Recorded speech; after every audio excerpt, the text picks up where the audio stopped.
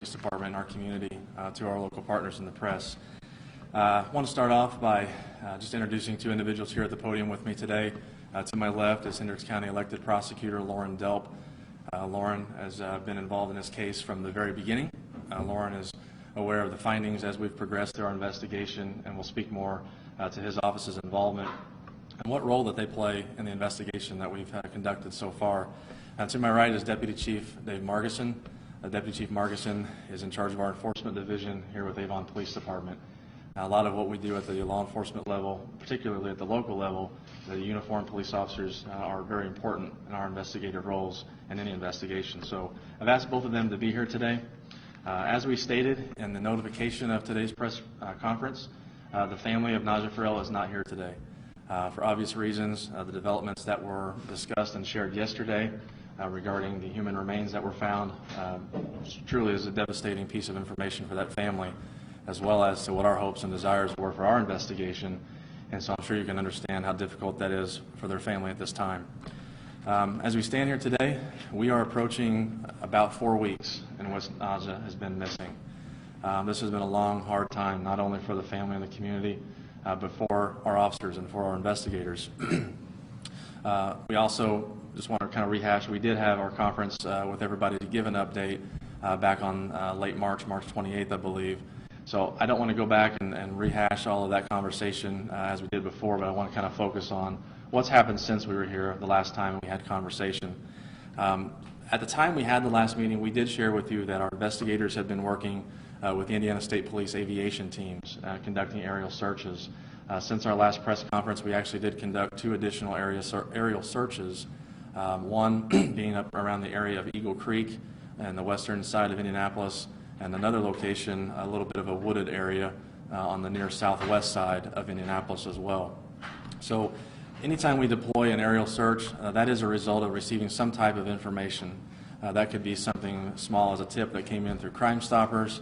That could be as innocent as a statement that was made by one of the many people that our investigators have actually interviewed, which led us to that location to apply some resources in the effort to find Naja. I will say that we do have a fantastic partnership with all of our law enforcement agencies here in Hendricks County, and one of those agencies that were assisting us as recent as last week, on Thursday and Friday, was our partners with the Brownsburg Police Department. The investigative team with Brownsburg offered their staff to assist our agency at the end of last week in conducting a secondary canvass for videos that might exist on a private level with companies, corporations in the area of 86 and Michigan Road, as well as Rockville Road and 465. Those searches are still ongoing. That's a very tedious process. You're talking several officers on foot making contact at several locations, trying to identify the person that they need to speak to that can help them extract video and see if that presents any evidentiary value to our investigators, whether that's an image of possibility of Naja's vehicle, possibility of seeing Naja herself in that video itself is obviously one of the goals of doing that. We did talk about on our last conference that the FBI had offered their assistance and that they were involved. I know we had a few conversations and calls about explaining what that meant in terms of their involvement. So as we've had the last press conference, I am pleased to share with you that the FBI remains involved in our investigation. They have offered us additional analysts and agents who have assisted our investigators in reviewing a lot of evidence that's come in, and we've been consulting them from time to time too on some of the strategies that we've employed at the investigative level. And as we talked about from very early on, Indiana State Police also remains heavily involved in our investigation. So as we move forward in our case, these individuals, Brownsburg, Indiana State Police, and the FBI do remain a part of our investigation. And so we're very thankful for their assistance as we move forward. And it's just worth noting, they did not put any restrictions or limitations on what resources that they have to offer, nor have they presented any sort of hardship for us in our investigations whatsoever. Obviously, we're here today on the heels of information that we received from Crown Point. So I know we did a little bit of a press conference conversation up in Crown Point. Most of that was with some media from the Chicago area.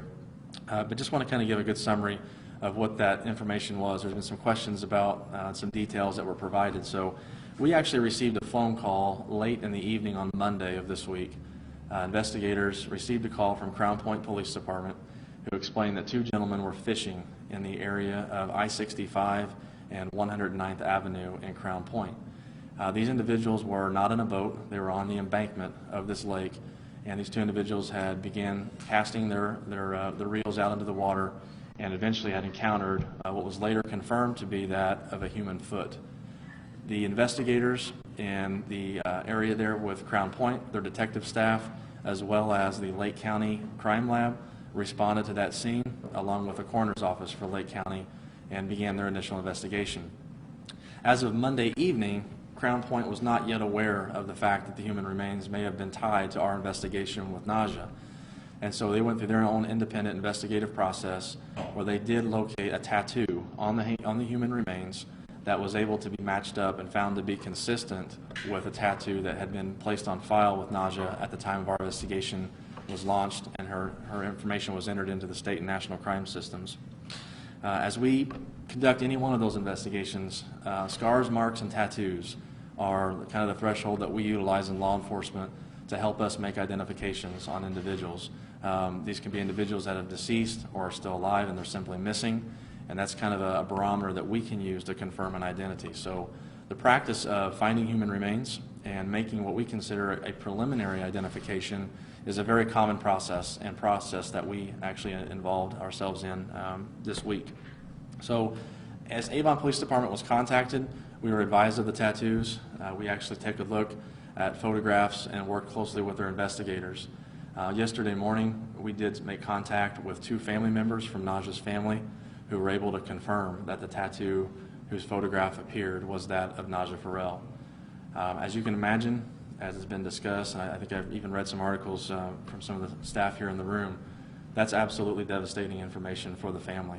But we didn't have a whole lot of answers for them. So in light of that preliminary identification, our investigators drove up to Crown Point yesterday, where we then made contact with the team of investigators, the coroner's office, as well as the forensic pathologist in the coroner's office and in Lake County.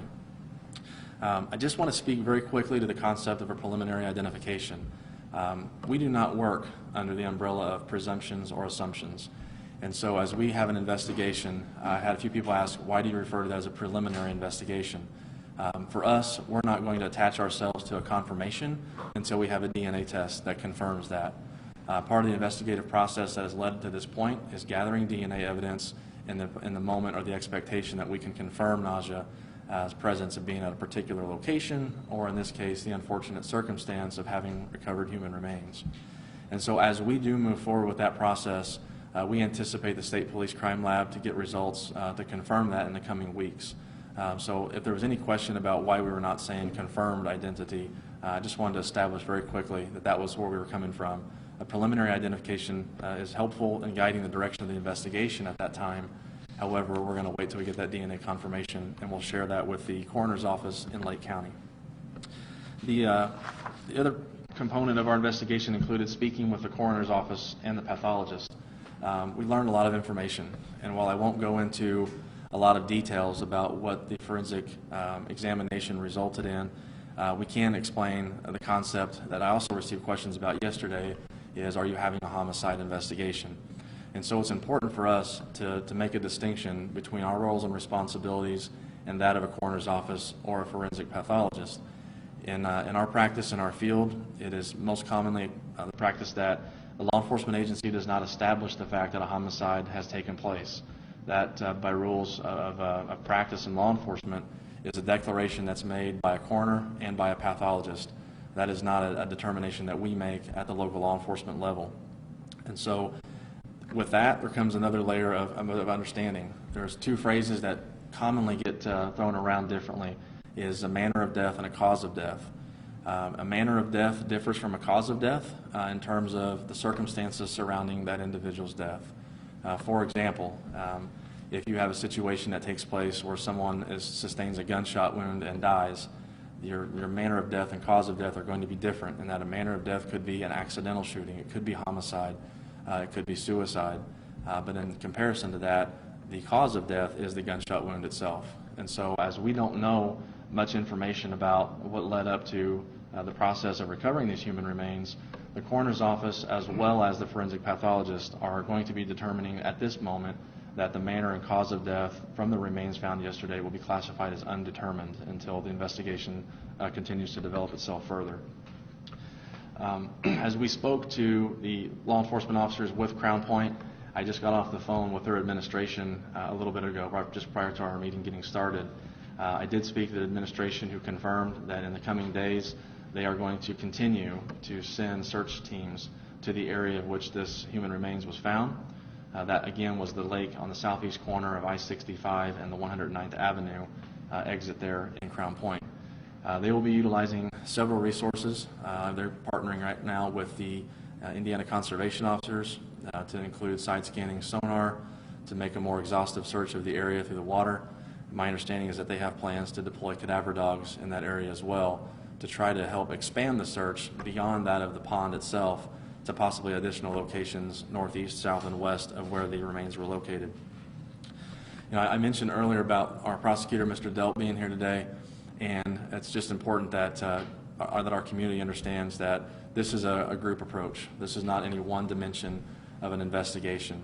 Our agency is certainly identified as the lead investigating agency on this case, but it truly is a group effort. And so as we communicate with the Indiana State Police, we communicate with the FBI, all of that information gets brought back to our investigators, and we keep our prosecutorial staff updated to what those findings are. At this moment, because we have an undetermined cause of death and manner of death, we still don't know what the final outcome is going to be on our case. But I have had questions too about the consideration of how are we classifying our investigation. So to be ultra clear, we do believe at this point that foul play is involved in this investigation. We are not referring to this currently as a homicide investigation. We are going to refer to it as a death investigation at this time. Once we receive additional information, if our investigation results in additional evidence that was recovered that may change the undetermined status for the cause or manner of death from the human remains recovered, then at that time our investigators may regroup and maybe classify that investigation differently at that time, which would including Mr. Delp and his prosecutorial staff and team on that case. Lauren's staff has been involved in this case from day one. As investigators received the initial information that Naja was missing, that process includes a lot of legal process of search warrants, communicating, coordinating efforts. And so while the investigation is the responsibility of the law enforcement agency, we do have a good relationship with our prosecutor's office and making sure that we're all on the same page and that we're all thinking together so that way we can make sure we have a good investigative product at the end. We still maintain good communication with Indiana State Police. I mentioned in the last press conference also, Hendricks County Sheriff's Department. I got another message from their staff yesterday, again offering their resources in any way that they can. Obviously with the FBI still on board and now providing more assistance to the investigation, our communication has to stay strong with everybody. I know that when we were in Crown Point yesterday, we did have a lot of media present from the Chicago area. And so as this case begins to evolve and more evidence is collected, we're seeing an increase in the national attention to this case. And so we want to make sure we do everything to get everybody to understand the value in good communication and understanding of what information we have and what information we can share without compromising the integrity of our investigation. So we talked a little bit about where we go from here from the last press conference. We talked about the need for information. And as we stand here today, a few weeks later, we're in much the same position. Yes, the information that we found through Crown Point Police Department on Monday is very helpful. It's critical. But at the same time, it is truly the worst outcome that we certainly didn't want to experience. The idea that Naja may not be with us anymore. And so we are still pleading to the public, pleading to anybody that has information to understand the value of any piece of information that they may have can be very valuable to our staff, to our investigators, as well as the other agencies who are now involved committing their time and their resources into this investigation. We talked a little bit about the last time, and I kind of want to reiterate that again. You know, people have a concept of suspicion. What is suspicion? What does suspicion look like? And so when we make conversations about reporting something that's odd, again, we just kind of reiterate that. It could be simply you had arrangements to meet with somebody that day, and that person had to cancel. It could be simply a statement that was made that somebody made at the time you didn't think much about it. And as we said it with Naja's family here a few weeks ago, we're convinced, now especially amidst an investigation involving foul play, somebody knows something about this case.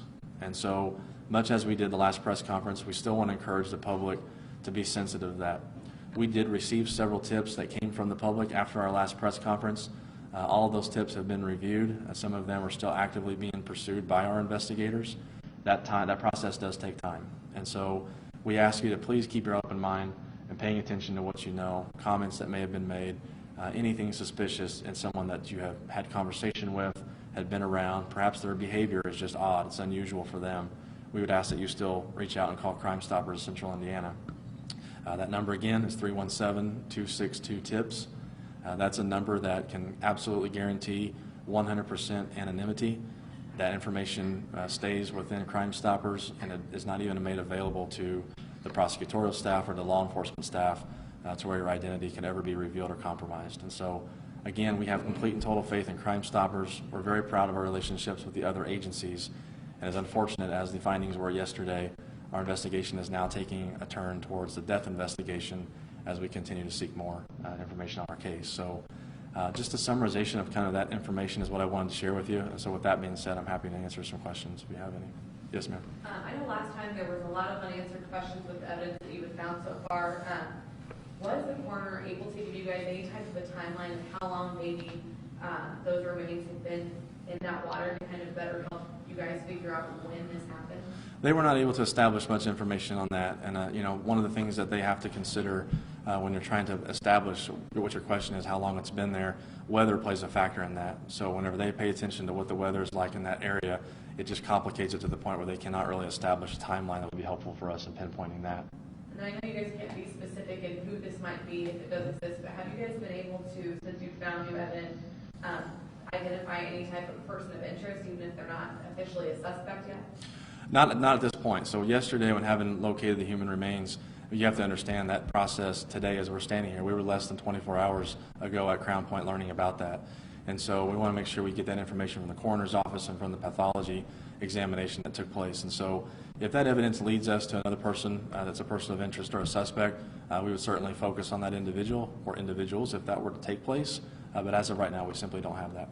Is there any indication right now if the remainder of her remains are somewhere here in Indianapolis, somewhere in Crown Point? Right now, we simply just don't know the answer to that question, right? I mean, for us, working with Crown Point, they're taking the lead in terms of searching that area. We did speak with through the Crown Point Police Department. They did have conversations with their prosecutor, and when you start discussing things of jurisdiction of agencies that could or would file charges if it culminated to that point, they were comfortable in remaining in an assisting capacity to the Avon Police Department. So we'll lean on them to utilize the resources. They know their area best, their geographical layout of their community, and so we're going to trust our partners up north to know that there might be other areas to search. Now, as far as information to suggest that there maybe remains at other locations throughout the state beyond Crown Point, again, we simply just don't know the answer to that question. So we'll certainly want to know the answer to that as fast as anybody else could. Do you know how many ponds exactly are being searched, or is there several ponds in that area? So today, when I spoke to the administration, they explained that their same teams are going to be going out and finishing the search on the initial pond. From there, my understanding is they have several ponds in the area. I have not inquired to how many of those are, if they were able to establish a timeline or anything of that nature to guide us and give us a barometer of how fast they might be able to move, because the weather is certainly a factor of that as well. If there's precipitation, that obviously restricts their ability to work efficiently and effectively. Yes, sir. Do you have any reason to believe there's a public safety threat in Avon? We really don't. I mean, to be quite honest with you, we do live in a very safe community. Our community is supported by by a lot of people. We have a great relationship with our school corporation, and we have a great relationship with our elected officials. We're a town that's very proudful of where we're at. In last conference that we had, we were asked the question, is there anything to suggest there's an abduction in play? We don't believe that that's happened. We don't know 100%, but in the absence of having that information, I think it'd be irresponsible to cast that perspective to say that we have somebody here, that there's an active public safety threat in Avon. A missing persons case and now a death investigation take you a lot of different places. You're looking at people's personal lives, private lives, their travel, the history of their family and stuff like that. And so when you bring into all those different components to that, it's not as simple as we just simply live in a community that's just very unsafe or that we believe that's a public safety issue. You mentioned that there's a lot, regional and now kind of national attention on this. Yes, sir. Can you kind of give an idea for those people who may not know then how unusual this may be for like a community like an Avon like we're talking about? Yeah, I think to be honest, maybe more of you in the room could probably answer that question better than me. What makes a a story more lucrative or gain more attention, and I think at the end of the day, any missing person case is critical. I think at any point that you have a mother who's not with her children and children who are not with their mother, it does garner a lot of attention, as it should. I wish I could tell you in the barometer of what might point us one direction or another that makes it so much more involved, but irregardless, we're very happy that people are interested in helping us and spread the information that we do have to generate more information and help us find Naja. In general, I think that's a question that it's just kind of the climate of the timing of it all, and I think a lot of that has to do with we have very few answers. When you hear the phrase "a mother has vanished," I think that all of us have a sense of lost understanding of what does that mean, how does that happen, and even our own staff. We project our own family members to be subject to these sort of situations, and so when that happens, while there's a lot of media attention to that as well, that we are again grateful for, it does motivate our own staff to take that personally, and we do expect that of our investigators and of our staff to put the extra time in, to make the effort to go the extra mile to bring this case to conclusion. Can you give me details, since you talked before the two sons, and then she also had a foster child that was a girl, is that correct? I'm not 100% sure on the details of that. I know there was 3 foster children and 2 biological children that Naja had. Yes, ma'am. So can you shed any light on what's happening with the children now that, this is called a death investigation and she's not just missing anymore? So their status in the case has not changed whatsoever. We talked earlier about the children that get interviewed at a world-class organization, Susie's Place, Child Advocacy Center, and their involvement was to that day, to that interview, and that's been it. So that whole system is designed to get everything you need from a forensic interviewer, and their staff has very high training, or high-level training and standards to perform that interview. And so their involvement does not change any whatsoever. So whatever had happened then is still the case today. Are they staying family currently? I believe some of them are, but I can't speak to the details of that. Have police been able to talk to any of the neighbors in the area, and have they been able to tell you that they've seen anything suspicious in that area? Are you referring to her residence? Say it again. Are you referring to her residence? And Crown Point around the pond in that area, Yeah. have neighbors been able to tell you that they've seen anything suspicious in that area? Yeah, so our investigators did a lot of interviews throughout the area of the location at our apartment here in Avon. That took place weeks ago, and as we have people that come in provide additional information, some of that does result in us coming back and doing a follow-up interview, sometimes just to clarify a comment or a word or an understanding. But at the same time, that process does take place in Crown Point. And so their investigators, when we met up with them yesterday, they stayed the entire time, answered every one of our questions, were very patient. It's a great agency that does a lot of good things for their community. And so I have no doubt from having spoken with their investigative staff and their administration that they will employ those same strategies to try to find anybody that may have seen something suspicious in the area where those human remains were located. So we do have faith in that as well. Is there a connection between Naja and Crown Point? So Naja and her family do have relatives that live up in the area, the northwestern area of Indiana. Specifically, we don't have a target, if you would, of a location or a house or an individual. So historically, there's ties there through the family, but nothing specific that we can willing to talk about. You mentioned Crime Stoppers, the number. You believe that's the best way for people to send in information? I know that that's the best way to send information in. In my investigations and experience here with the Avon Police Department, that's the best way to get anybody to provide information. And just as anybody that might be watching this press conference today, there's an anxiety about calling the police department. There's an anxiety about people knowing that you call the police department. There's an anxiety in knowing that the information that they give you might not be accurate or may not be 100% on target. None of that matters to us. We want the information to come to us. So we want people to have the confidence of knowing that that's the case. If you call in on a phone line or you send an email, that starts to make people a little anxious about having the ability to go back and locate those items on the processes later in the case. And so I can guarantee you that they remain 100% anonymous. Are you 100% certain that she is dead and you know it's a death investigation? We do. According to the pathologist that we spoke with in the coroner's office, they do believe that the person who we have preliminarily identified as being Naja Farrell's remains is deceased. At this point, have you made any summation if this was somebody who acted alone, multiple people? So as the information comes in, that's always a question that we have. We don't want to lock in on a theory that we only have one person involved. We don't want to lock in on a theory that we have multiple people involved. And so as more and more information comes in and we pay attention to what we do know, and as we start to build our case, those are always theories that change. We might see one piece of information that makes us think we may have had one person involved. We might see another piece of information that thinks we have multiple involved. But the goal, and honestly, the difficulty in most investigations is to not jump to that conclusion and attach yourself to a theory that might lead you down the wrong path and take you off course from your investigation. So we simply don't know the answer to that, but we don't rule out the fact that it could have been one person or it could have been more than one person. You say that you don't think that there's a threat to the public currently, Yeah. Even though there is, we're assuming, a killer on the loose with Naja being dead. Do you think that she was targeted and that's why there's not a threat to the public, that this person was specifically targeting Naja? Well, I think we have to be careful in characterizing having a killer on the loose. I mean, when we use terminology like that, we're making presumptions into the homicide component. We have to be mindful of the fact that we just simply don't know the circumstances surrounding her death. And so until we attach ourselves to a known piece of information or a declaration from a coroner, from a forensic pathologist, or the evidence, I'm very careful to cast perspective on the idea that there's a killer on the loose, so to speak. That is certainly a possibility in our investigation when we consider all of our possibilities. But at this point, our focus on the investigation is on Naja, where she went, who she talked to, who she communicated with. And so we're confident that will lead us to the right conclusion in our case. During the last press conference, you mentioned everything the investigators were doing in the case. Before these human remains were found, were you all completely shocked by this, or did you have evidence potentially that she may have been up in that Crown Point area? So I'd rather not speak to the details that we had leading up to the location of the human remains. I can tell you that the process that led to locating that did not include Avon Police Department. We were not actively searching in an area, and then all of a sudden these remains were located.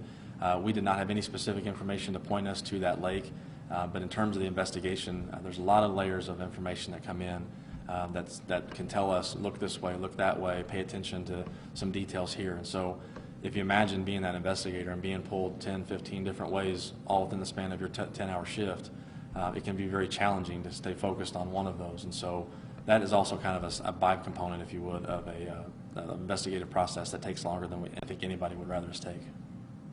Obviously, notification is, part of the job that you Yes, guys sir. do.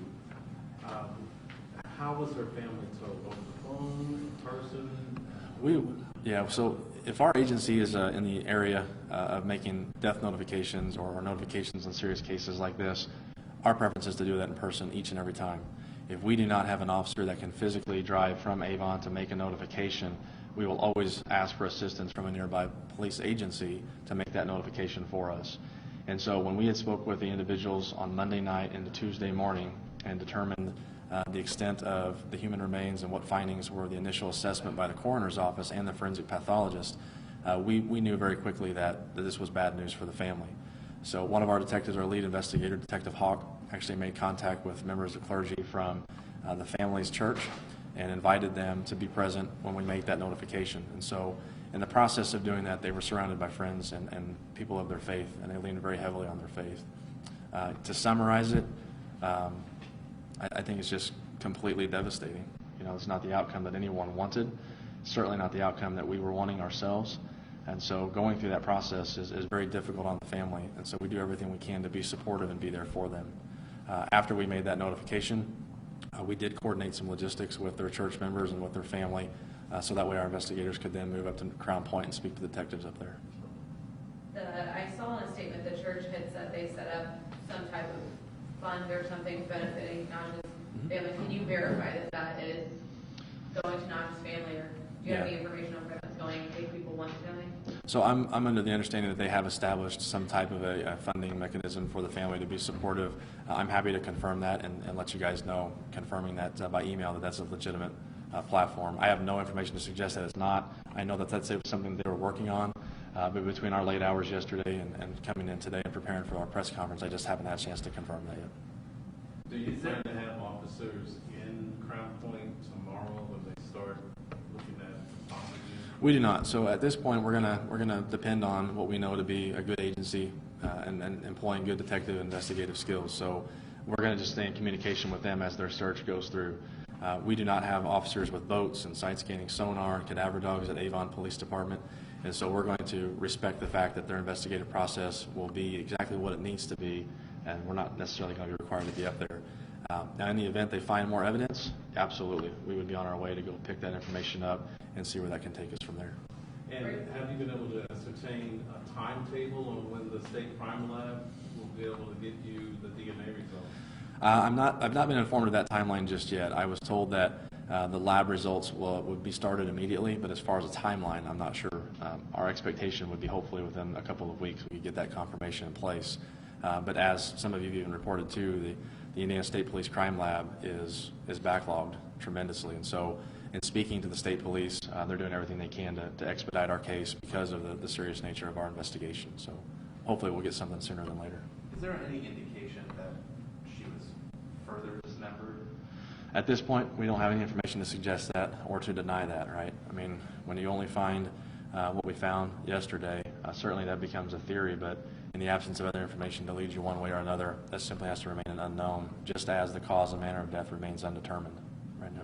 You said, Yes, sir. when you refer to remains, it was only talking about the foot, That's correct. and that's where the tattoo was. That's correct. Happy to answer any other questions if you guys have any. I know it's been a lot of involvement and communication, but if you have any more, I'm happy to answer those now. Something that we were kind of discussing earlier was, and I don't know if you can go into detail about this, but the nature in which the remains might have been removed. Is there a chance that her body is somewhere and an animal removed that, since it is near kind of a wooded area? Or does it look like something that was purposely removed by a person, whoever that person is? Yeah, so, and having not reviewed all the evidentiary photos, and we've not spoken to anybody that we could say one way or another, we actually received some information about 15, 20 minutes before our press conference started. Those investigative files are still coming to our detectives. So I don't know how likely that is in the area, to be honest with you, but again, we'll lean on Crown Point to let us know if they think that might have been a factor in where they were located at. Can you just reiterate how much you do need people's assistance and information? Because now this investigation is miles long between Crown Point and Avon. So can you just talk again about how this just opens up so much more needed information from those areas? Absolutely. I mean, any investigation, big or small, it depends on having people in your community, people in our society that want to work with law enforcement to help them. For us, we don't solve a whole lot of cases without having people willing to do interviews and to cooperate. And so as we do that on a day-to-day basis here, it happens across the nation every day. This is no different, all right, in the sense of the fact you need the help of the companies, of the community. So when we talk about our investigation that took us to Crown Point yesterday, yeah, we can physically look at a map and say, look at all these hundreds of miles that are difference in where we're at now and where the remains were found. But at the same point, it's the same issue, right? It's the same fact that at the end of the day, somebody knows something, right? And if it's something that they've seen that is suspicious or odd, they could live in a different state and have information. Maybe they have received a text message, they have received a phone call, or they're concerned about somebody that made a statement. And so whether or not we found remains in Avon, Crown Point, or beyond the state itself, the same dynamic is in play. We have to have cooperation from the community, and our goal is to appeal to the senses that we ask people to consider that. What position would you hope others would take if this was your loved one? If this was your daughter, your mother, your aunt, your sister, what would that look like? And so for us, we're just simply appealing to the sense of what we know to be the majority of our state. It's good-hearted people that want to do the right thing. And so for us, it's just trying to reach out to those people and give them the confidence that they need to make that phone call to Crime Stoppers to give us that piece of information that helps us find our investigation getting concluded much faster than later. Can you clarify one more time? Does Yes, she sir. currently have relatives in Lake County? I'm not aware of how many relatives she has in Lake County. I know that originally she lived in Lake County for a period of time around the Gary area, but that information as far as it being updated or current, I can't speak to that. I'm just simply not aware. Do you know when she lived in Gary? I do not have a timeline on that. All right. Well, guys, I really do appreciate you guys being here today. Any additional information that we do have will most likely come to you in the form of a press release. We hope that we have some information coming in sooner than later. But again, I just appreciate everybody spending time today and being responsible with information with our family that we're working with and with our agency as well. So thank you guys for being here.